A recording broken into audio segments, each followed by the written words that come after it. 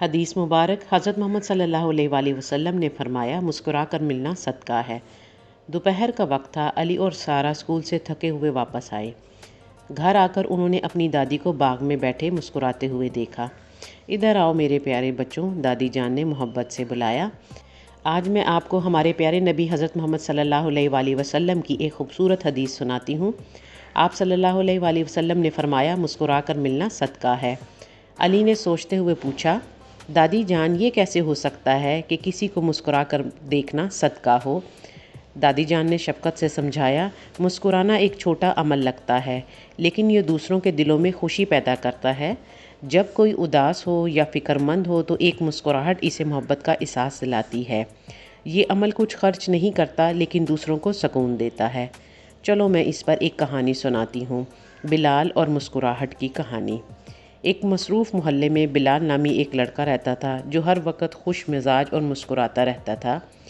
ایک دن محلے میں یاسین نام کا نیا لڑکا آیا جو شرمیلا اور خاموش تھا اور اکثر تنہا رہتا تھا۔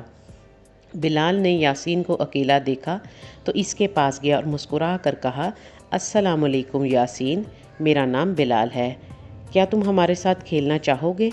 بلال کی مسکراہٹ نے یاسین کا دل خوش کر دیا اور یاسین نے جلد ہی بلال کے ساتھ دوستی کر لی۔ اس دن کے بعد بلال اور یاسین بہترین دوست بن گئے اور یاسین کی تنہائی دور ہو گئی۔